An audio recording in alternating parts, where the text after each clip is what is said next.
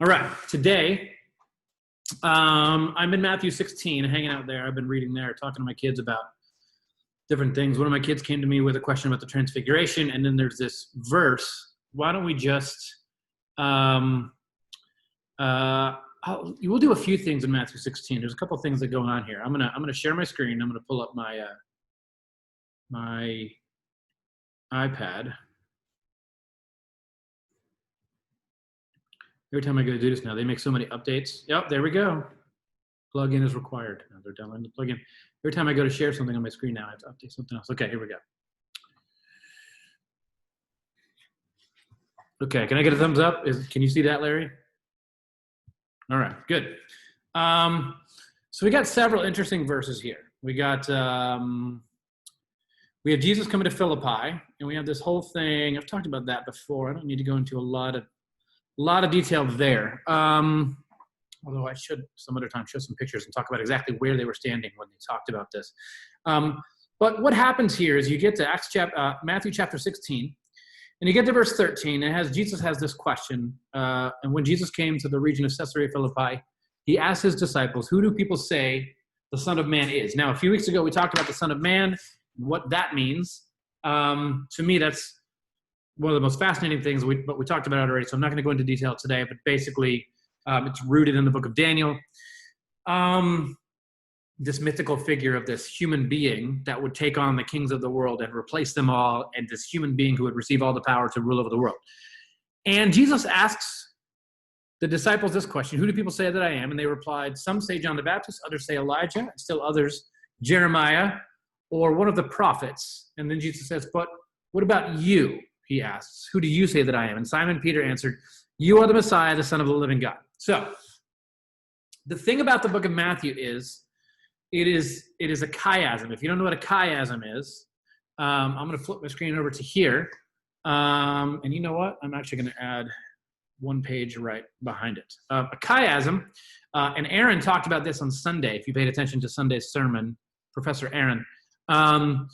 It is when chiasm, it's the letter, oops, I'm writing in white here. Chi, X is sort of how you would spell chi. It's how they would, it was sort of short for Christ. Whenever you see the word Xmas instead of Christmas, and a lot of evangelicals get upset and think that they're trying to take the Christ out of Christmas. They're not. The X in the ancient first century was the chi, was the symbol for Christ.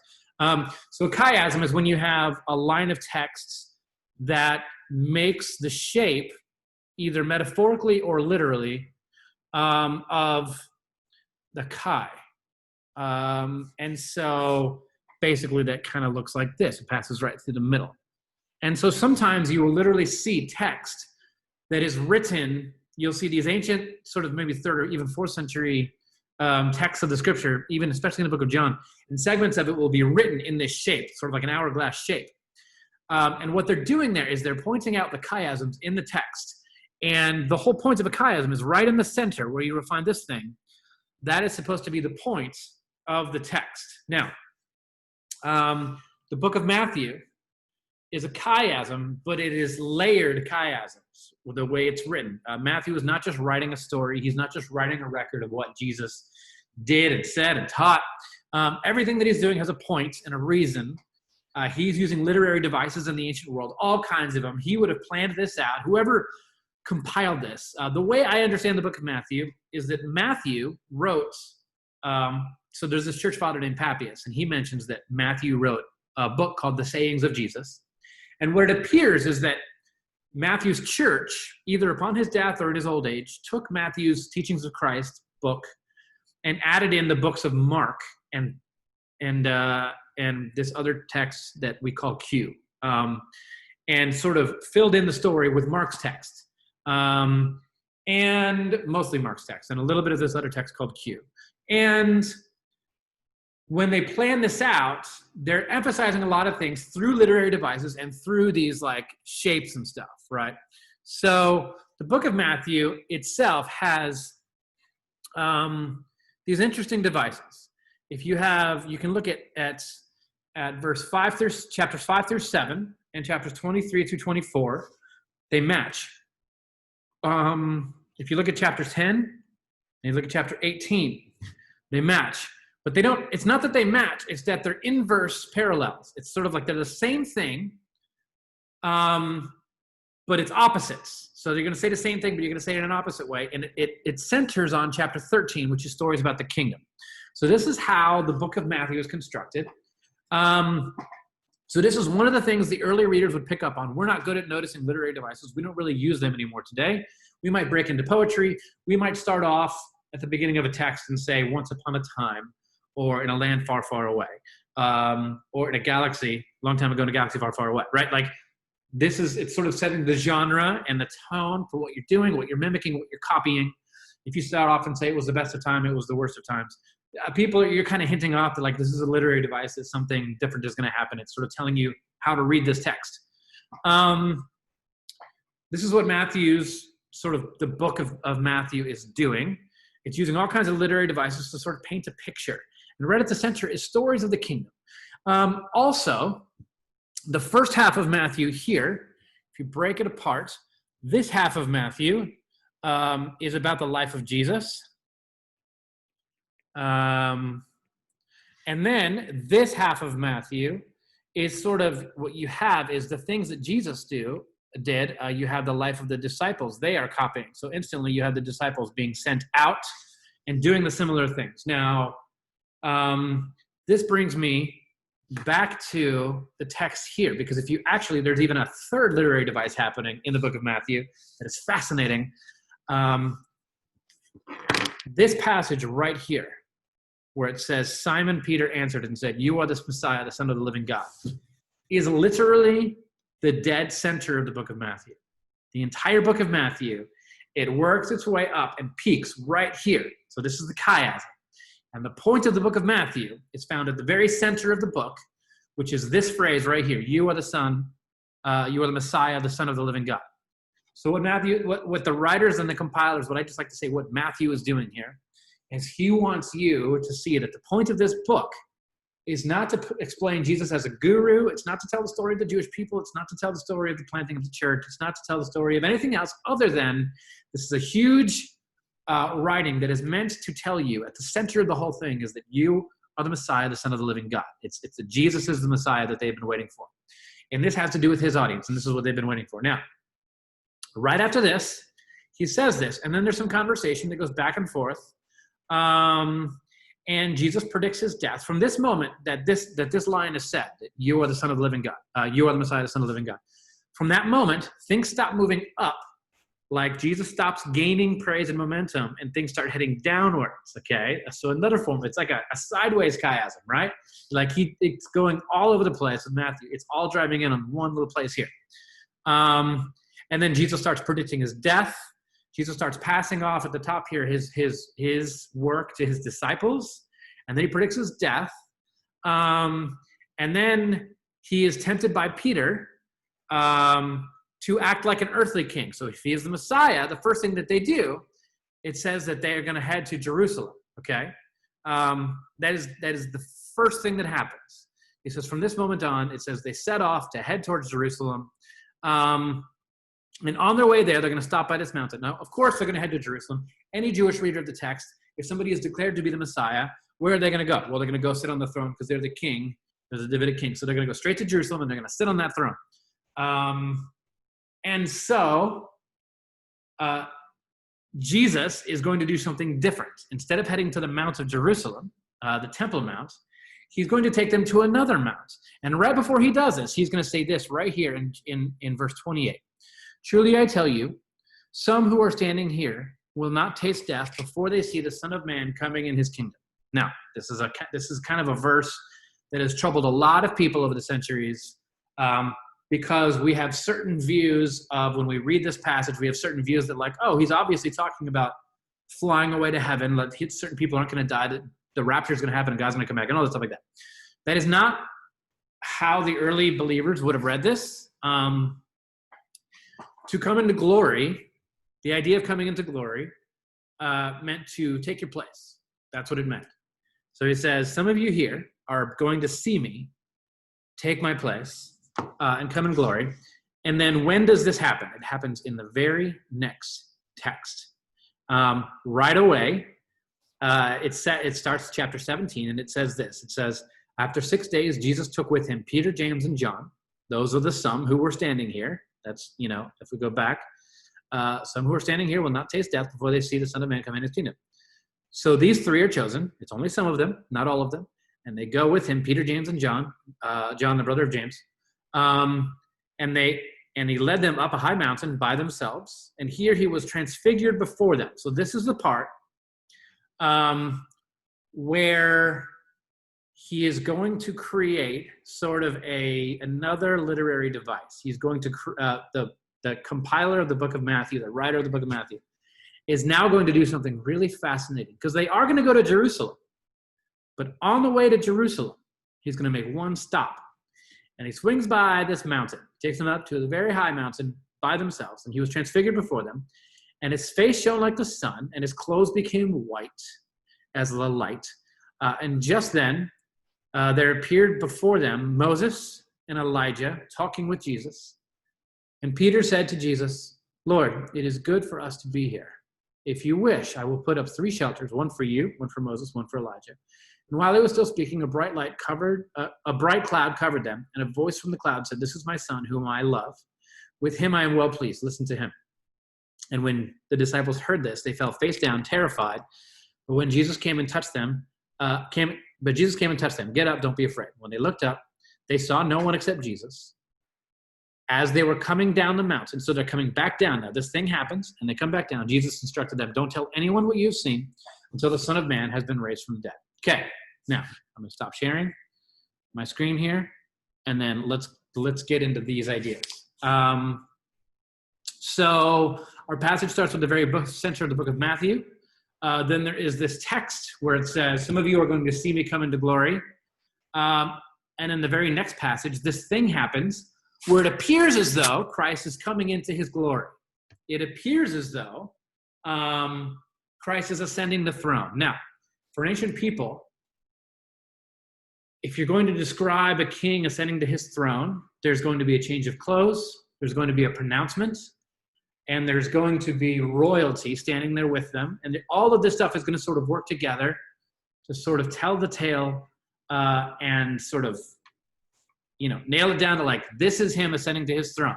However, Jesus doesn't stay here at all. So he takes the 3 disciples, and several things happen when they get to the top of the mountain. They have this mystical experience, and several things happen during this mystical experience. First off, Jesus' clothes turn white. They turn bright white, and clouds surround them, okay? Second, Moses is on one side of him, and Elijah's on the other side. 2 of Israel's greatest heroes.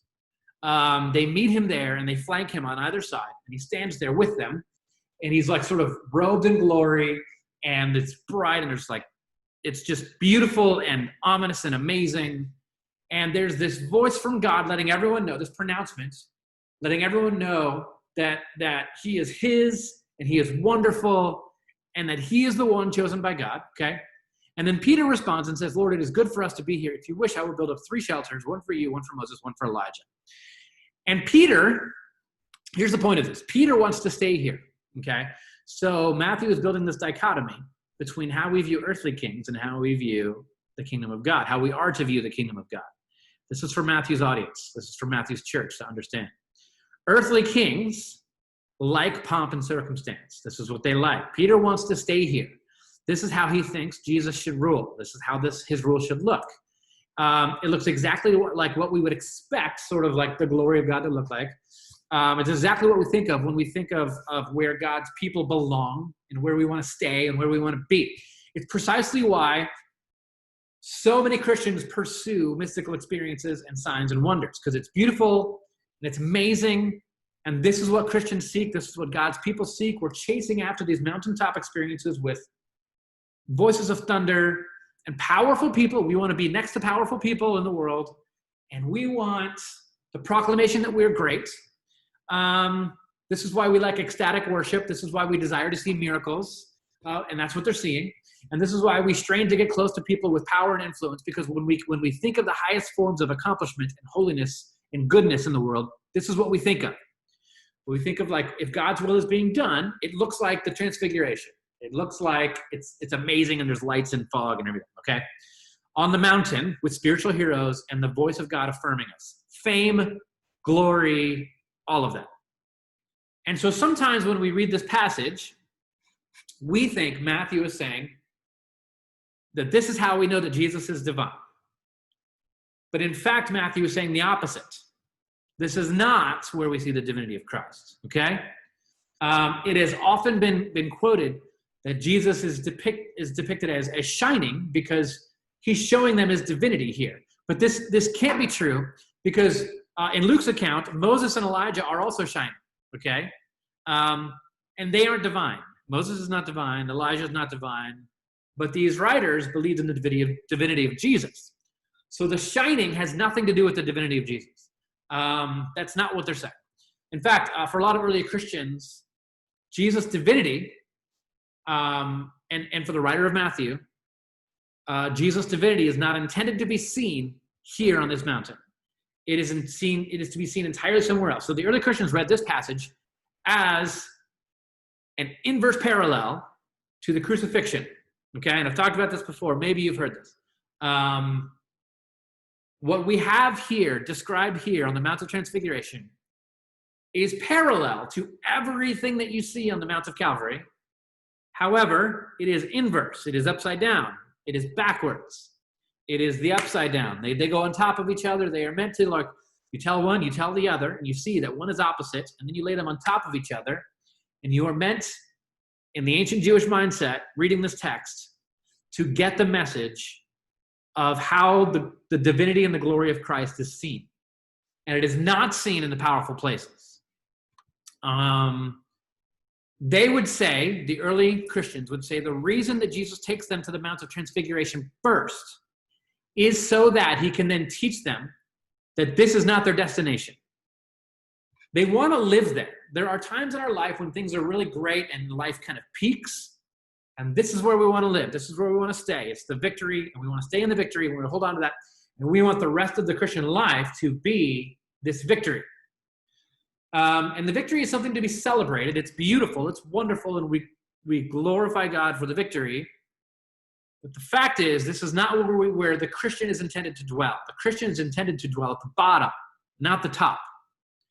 And so I think, honestly, I didn't plan on bringing this into today, but what we saw last night on TV, the leader of the free world standing in front of a church with a Bible, that is how humans want to see Christianity, but that is the opposite of how Jesus intended for us to see Christianity. Jesus intended for us to see Christianity at the bottom of society. That is where we are intended to see it.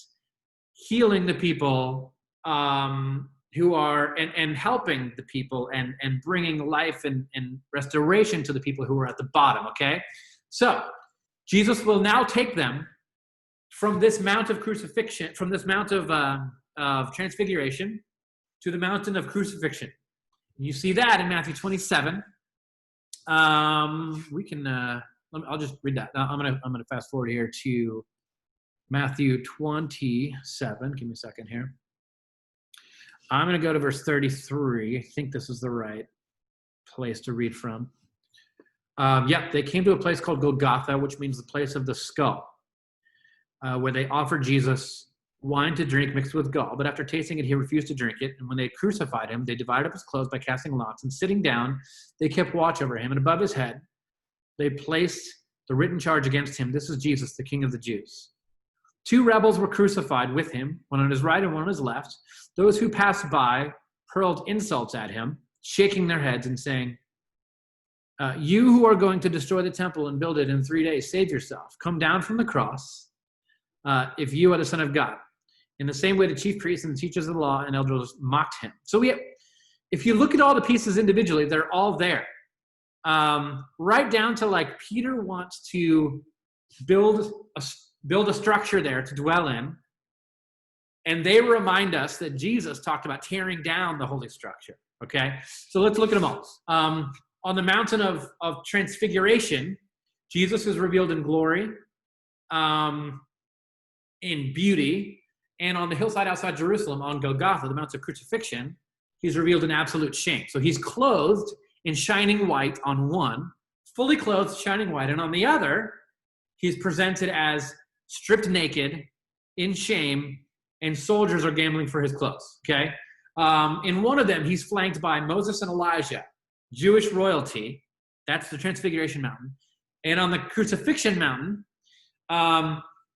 he is flanked by two brigands representing the level to which Israel has sunk in sort of rebellion against God. The bottom of the barrel. The ones that you would never want to be associated with, okay? So he goes from the top to the bottom. Then, on one of them, you have these bright clouds overshadowing the scene. And on the other one, you have dark clouds, the exact opposite kind of clouds, sort of ominous over the whole thing coming over the land. In one of them, Peter blurts out how wonderful all of this is and how he wants to build sort of little mini temples to worship in there for these people. And in the other one, Peter has abandoned him, and there's talk of temples being torn down, and Peter's no longer talking about how wonderful it is. He's hiding in shame and denying that he knows Jesus. On the Mount of Transfiguration, God is declaring his ownership of his son. And on the Mount of Crucifixion, God is silent and there's thunder, and Jesus is crying out to be noticed, saying, "Why have you forsaken me?" Okay? On one of them, it is God himself who declares that this is his wonderful son. And the other one, it is a pagan soldier, a Gentile, that claims this was God's son. So, the divinity of Christ was never intended to be seen on the Mount of Transfiguration. The entire point of the Mount of Transfiguration is to get you to put aside your desires for greatness and for glory and for shining white and clouds and beauty, and to pick up and embrace this other life of the revolutionary, the resistor, who speaks out for a different kingdom in the midst of the powerful one, okay? Two different things are offered there. Everyone always wants this one over here, but Jesus is in this one over here, okay? It's almost like the writers are giving us what we want first, the glory and the light and the miracle, and then saying, but we can't stay here. This is a scene of power and might. All of this needs to change so that we can be given this fresh new perspective of all of that. Hold on just a second. I've got too much stuff on my screen and I can't see what I'm doing. I need to add another page because I can't do it. Okay. And so our entire idea about what life should look like in the kingdom is meant to be sort of put up in contrast here. When we picture the kingdom, what the kingdom of God looks like, it doesn't look like kingdoms of the world. What you think greatness looks like, where you think you should be dwelling, all of that is meant to shift and change. You can sit on a throne or rule in the White House or Parliament, but if you want to see the real glory, that you must look elsewhere. You must look somewhere else.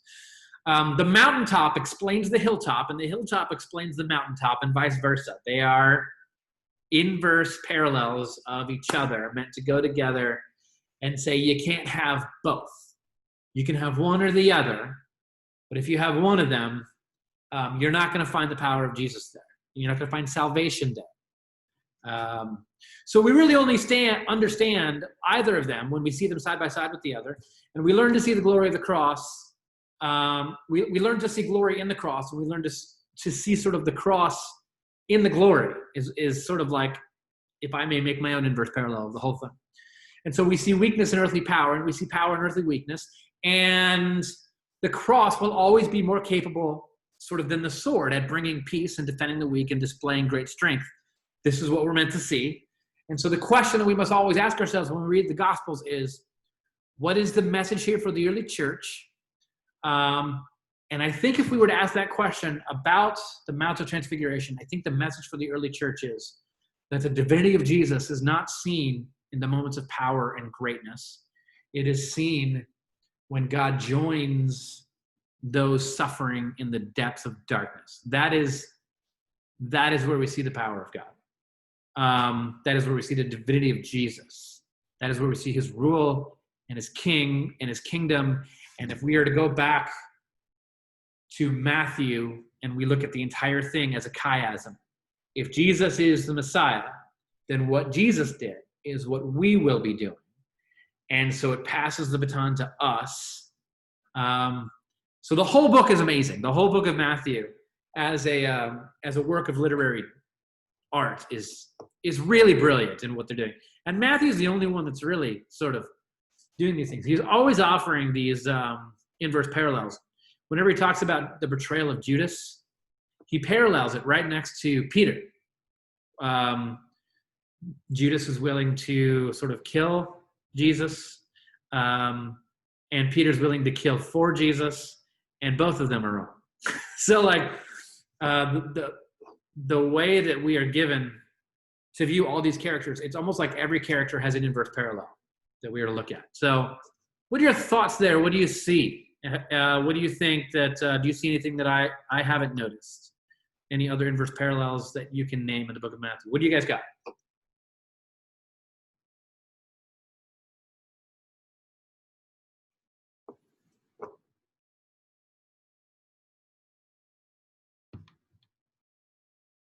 You can talk, you can chat. It's a tall order. Take it away, Aaron. Oh, I don't Tall have order, you said? That's a tall order for a large book. Yes. Yeah. My favorite aspect of the book of Matthew is his contrast of the kingdoms, earthly kingdoms and the kingdom of heaven, that he's constantly doing. One of my plans next year, after I finish some coursework, I'm gonna try to write a book emphasizing sort of that. I want to go through the book of Matthew, not necessarily a commentary, but sort of a story that puts it into place of like what it means to live in the kingdom and earthly kingdom, and how the book of Matthew is an instructional guide for how to live in earthly kingdoms, yet keep loyalty to heavenly kingdom. So it's a fascinating book.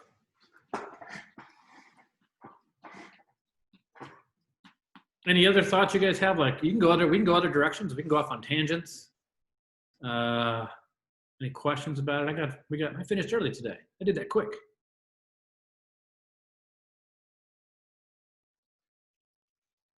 Yeah, I'll go ahead and ask something. Go for it, Paul.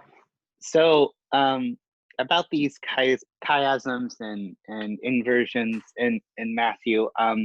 So if we are going to read Matthew again and try to look for this stuff, do you have any advice about how to pick up on this literary structure?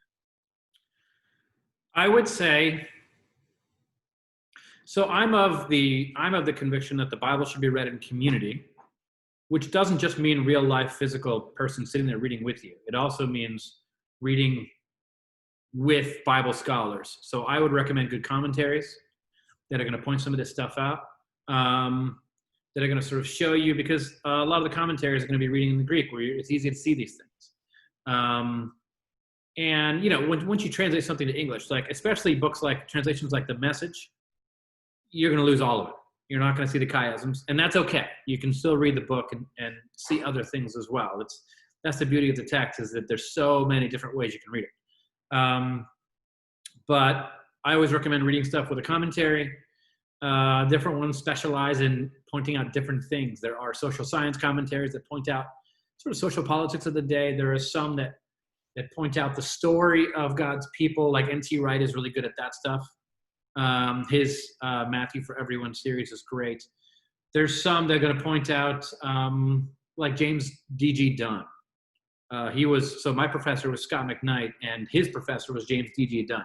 And so Dunn is really good at pointing out the literary structures, but it also makes a commentary hard to read when you do that, because it's like complex. They go into a lot of detail unnecessarily, and that's okay. You can just skim as you read.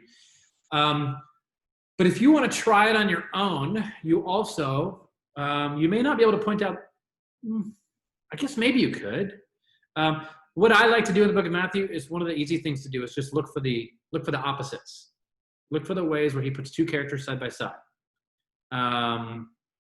Look whenever there's two disciples, when Jesus talks to one and turns and talks to the other, compare those things, compare what's going on.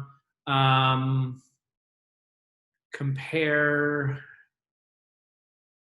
If you can just look up where the chiasms are in Matthew, mark them in your Bible, and then next time you read through that Bible, you'll see them there. One of the interesting things for me to do was to look at Matthew and how it sort of builds up the entire book to that one piece and then works backwards. And that's really fascinating to see that. There's even like the Sermon on the Mount has, a certain amount of blessings, and then later on there's a certain amount of woes that are like equal at the opposite end of the chiasm in the book. So you have woe to the Pharisees. You have the blessed are the poor and blah, blah, blah. And then later on you have woe to you Pharisees. 10 blessings, 10 woes at the same place as opposite ends of the book. If you look for them, you can see them if you're aware that they're there. Most people have never heard of that. They don't even know that they're in there, so they're not going to see them. But once you know they're there, you can start looking for them pretty easily. The books of Luke and Acts are one giant inverse parallel. The book of Luke is the story of Jesus, and if you lay the book of Acts up underneath it, it's identical. Everything that Jesus does lines up perfectly with what the church is doing. Everywhere Jesus goes, the church goes. Everything Jesus does, the church does. Jesus comes, the Spirit comes over him, the Spirit comes over the church. He's led by the Spirit, they're led by the Spirit. All the same things, the same miracles, the same all that. And there's other things happening too at the same time in the book of Matthew. Matthew is also mimicking the books of Moses. So Matthew has, so the book of Moses, there's Pentateuch. There's 5 books: Genesis, Exodus, Leviticus, Numbers, Deuteronomy. It's called the Pentateuch. Penta means 5. Matthew has 5 discourses. They're meant to go together. You look at them. Matthew is constantly presenting Jesus as a new Moses. And that's sort of one of the things that happens at the Mount of Transfiguration too. It's sort of like no longer look at Moses, now look at Jesus. It's sort of like Moses is giving his honor to Jesus and saying, here's now where you're going to get your law. And watch what that law does. It dies to itself. It pours itself out. When Jesus was giving his Sermon on the Mount, he is presented as a new Moses standing on a mountain presenting a new law. You have heard it said by Moses, but I say this. And he's reinterpreting Moses. All of the Bible is intermingling. And this is what the Jewish people did. Their texts are amazing. So it was a very long answer, Paul. So sorry. But if you No, have some I good appreciate commentary- it. Okay, cool, good. Some good commentaries. There's a series called The Story of God Commentary. It was edited. I think it's edited by my professor, Scott McKnight. He edits that commentary series. It's super easy to read. N.T. Wright's is called Matthew for Everyone. James D.G. Dunn's series is called The Word Biblical Commentary. Yeah, I'm waiting. My favorite commentary series ever is called Belief. It's the Belief commentary series.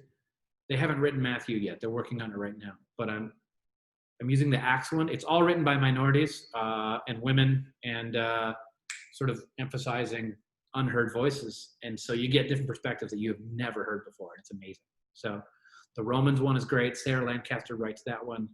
The way these commentary series work is oftentimes it's different biblical scholars doing different books. So Sarah Lancaster does Romans. Willie Jennings, Bishop Willie Jennings, African-American bishop, does Acts, and it's brilliant. So those are good. Anything else? If not, that's fine. We're running out of Coke Zero anyways. Looking through, I don't know if this has anything to it, but just kind of noticing, just a cursory glance, I noticed there's like the parables come in chunks. There's like blocks of them, and I think the first major set of parables is what you were talking about, like stories of the kingdom parables, like the kingdom is like, the kingdom is like, the kingdom is like, and then later on you go, a couple of chapters over, and then you hit another block of parables, and then there's some other stuff, some other narrative, and then you hit another block of parallels. Is there anything from, I guess, did you were they're talking meant to about sort of help illuminate that? Yeah, they're meant to be read together, like these little chunks are saying the same thing, each one of them. Although there is some question about the parable of the talents. My understanding of that parable is that it has the opposite meaning. Well, maybe we'll talk about that another time. It has the opposite meaning of the traditional understanding of that parable. I think the good guy is the guy that buried the talent. He's not taking part in usury and interest, which is banned in the Jewish world. But in general, when you look at these parables, they're lumped together. Jesus did not just stand there and teach parables over and over and over and over and over. These would have come from Matthew's book, The Teachings of Jesus. They would have been all gathered from Matthew, and they would have been lumped. They're not chronological.